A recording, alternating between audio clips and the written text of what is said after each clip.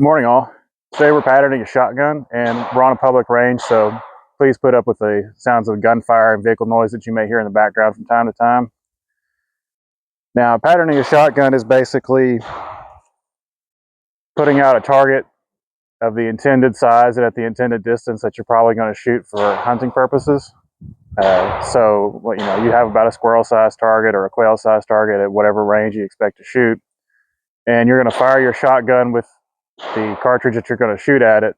So 2 3/4 inch 12 gauge with number 5 birdshot in it, say, and you're going to actually look and see where the concentration is on your pattern, whether it's a good clear pattern, and then how many pellets actually ended up in your target size. So even if I get a good clean pattern at say 15 yards, but I only get 2 pellets in the actual lethal area of the animal I'm shooting at, well, that's not a good shoot because it's not going to humanely kill the animal. So I've got some targets set up in the background and a few shotguns to try and a few types of ammunition, so we're going to see how this goes. So we're going to start off today with this Savage 720, shooting some Winchester Rabbit and Squirrel 12 gauge 2 3/4 inch number 6 shot. Just a ordinary little low brass general purpose small game round. All right, I'm going to give the upper target a shot and see what we do. This is the Savage 720. And I forgot to mention that it has a adjustable choke with it's currently set on full.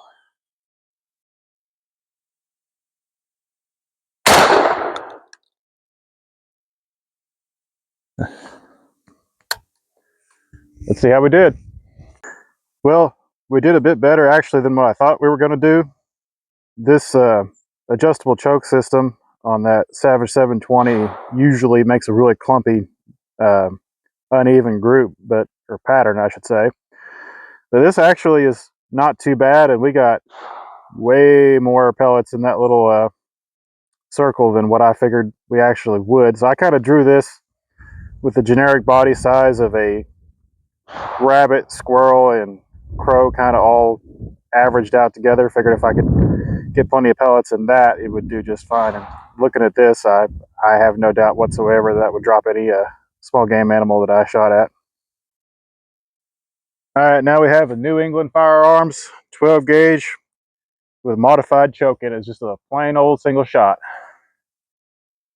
And the same 2 3/4 inch 6 shot 12 gauge. See what we get out of this.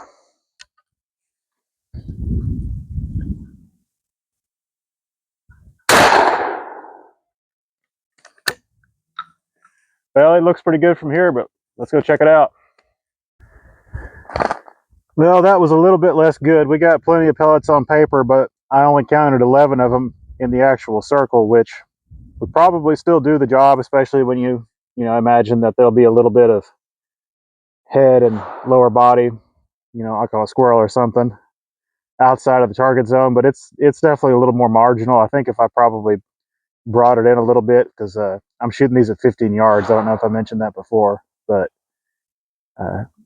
it's gives me a little bit less confidence than the Savage does for sure. All right, now we're going to shoot the Browning Citori Special over and under with the same Winchester Rabbit and Squirrel 6 shot. I believe, if I recall correctly, we have a open choke in the upper and a full in the lower, but we'll see.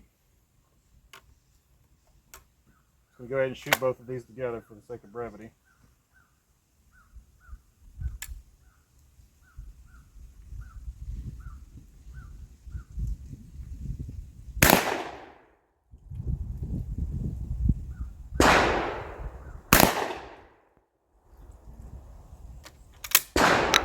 It's a nice shotgun. Let's see what it does. Well, I have to say, this has got to be the most disappointing one yet.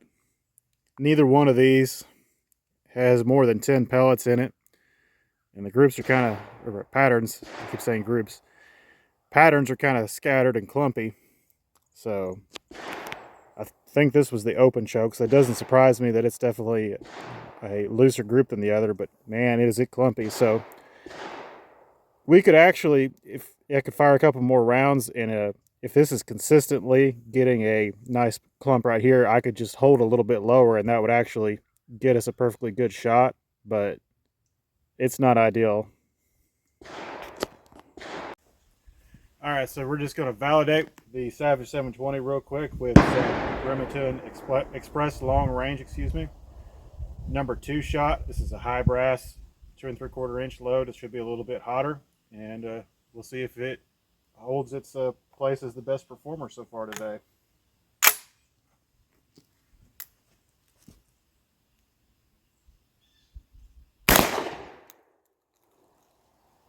That looks good from here. Pretty pleased with this old girl.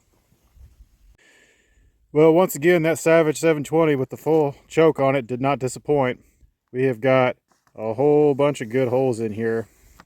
So I feel like this will probably be my go-to shotgun for small game hunting in the future. All right, same thing with the single shot with the Remington Express long range number 2 shot. Let's see if it continues to do well.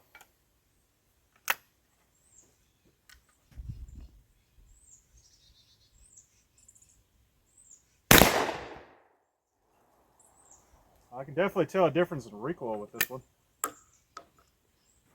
But good little shotgun. Well, once again, this is why you test these things out. I only got 7 pellets that time inside of our target. Does look like we got a good clump of them up here though, so I could probably adjust my point of aim and get that down here if that actually is a consistent thing. I'll probably fire another shot at this and see how that actually performs, because it could just be random chance. But yeah, this is definitely why you want to test these things out before taking them out hunting. All right, let's give this another chance.